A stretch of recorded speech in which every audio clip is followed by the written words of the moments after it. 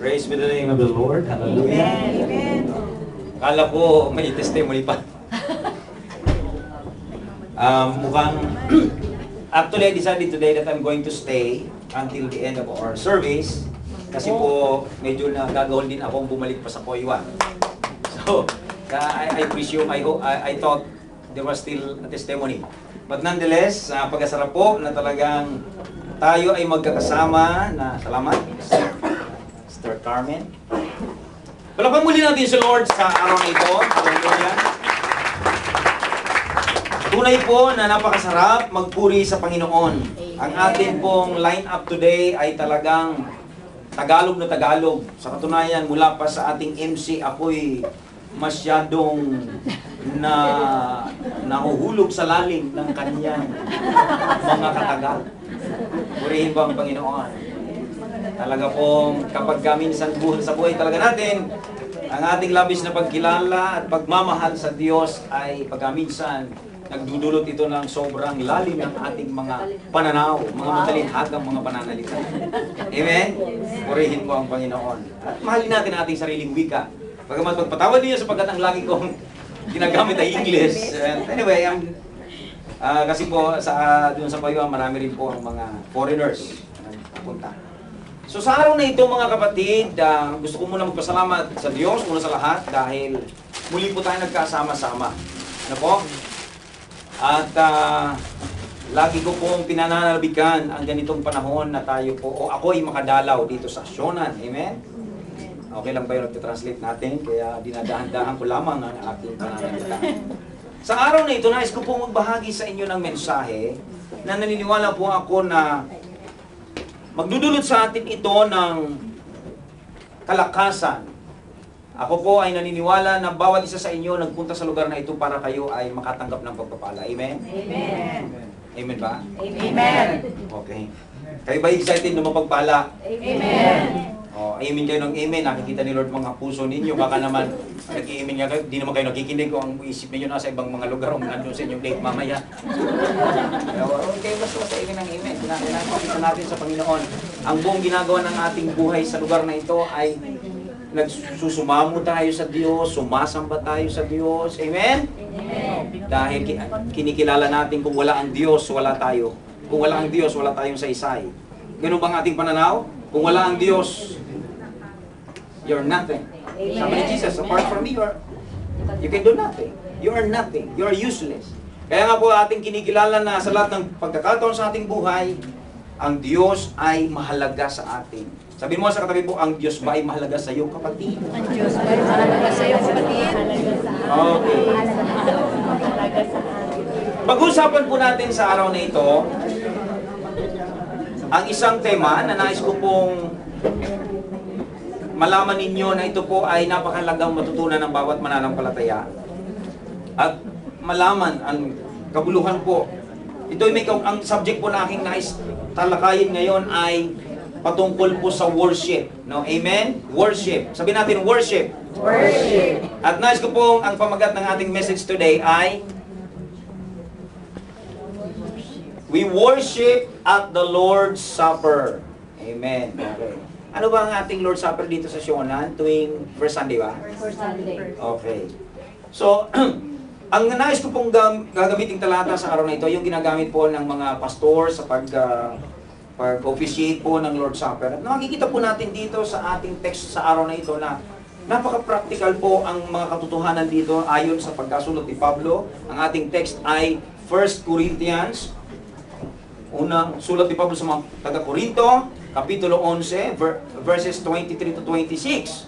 At I want you to stand up again. Nais ko po tayo magsita tayong lahat sa ating pong paggalang. Tandaan po ninyo, hanggang ngayon sumasamba pa rin tayo. Amen? Amen. Dahil ang nais natin naman ngayon, mangusap si Lord sa buhay natin.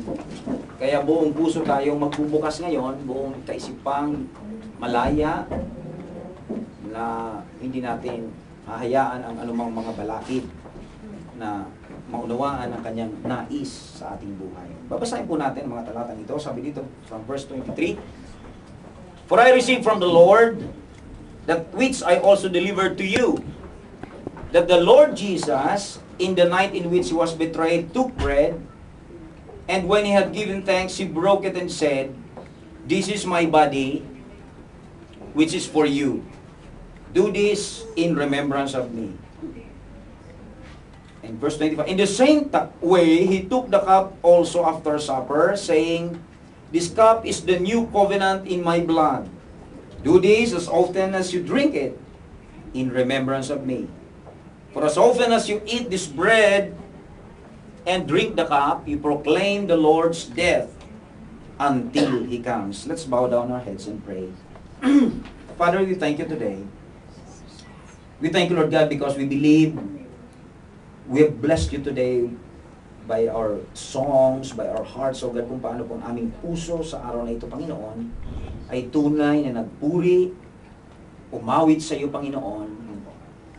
Salamat, O Diyos, sa araw na ito sapagkat patuloy mo kaming ginagabayan, tinutulungan na sa aming buhay, kami ay tunay na makapagbalik sa iyo ng lahat ng pagsamba, lahat ng pagpapasalamat.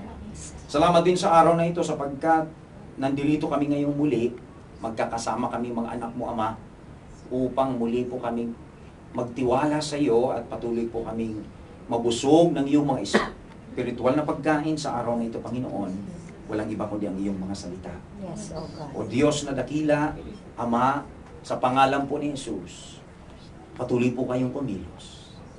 Patuloy niyo po kaming kausapin, katagpuin. Lord, marami po kaming iba-ibang mga dinaranas ngayon. Iba-ibang aming mga kalagayan. Ngunit salamat, O Diyos, sapagkat Diyos kang makapangyarihan.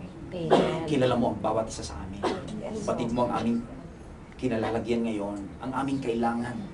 Gamitin mo ang iyong salita, Ama. Gamitin mo po ang mensahe mo na mangusap sa amin. Nang sa gayon, malaman namin kung anong dapat namin gawin Yes, sa aming mga sitwasyon. Lord, nais ka rin namin mapurihan, Panginoon. Ibukas mong lagi at patuloy ang aming puso mula sa umpisa at katapusan ng aming pakikinig. Nawa, Panginoon, sa aming buhay, manabig lagi kami na ang bawat mga salita mong aming pinag-aaralan ay makapangyarihan ito yes, oh God. na pumupuno sa aming espiritu. Lord, ang salita mo ay makapangyarihan. Amen. Ang salita mo ay may taglay na espiritu. Yes, oh God. Lord Jesus, we just commit to you, Lord God, this moment. We just commit to you your words. Holy Spirit, move mightily in the midst of us. Amen. Ito po ang aming dalangin o Diyos, sa pangalan po ni Jesus.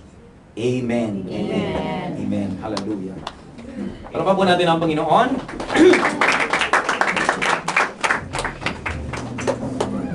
Mga kapatid, alam po natin, marahil ang atin pong mga mensahero madalas o may maraming pagkakataon na tayo po ay nakarinig na ng mensahe patungkol sa pagsamba.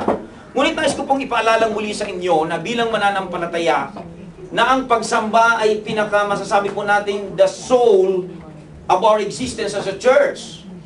Ang bawat mananampalataya ay dapat malaman ang application po nito, matutunan ang katotohanan ito at malaman ito in a practical way. Kasi po minsan tayo kalimitan, ang kakulangan po natin ay kulang tayo sa kaalaman kung paano po natin ipapamuhay ang nalalaman natin.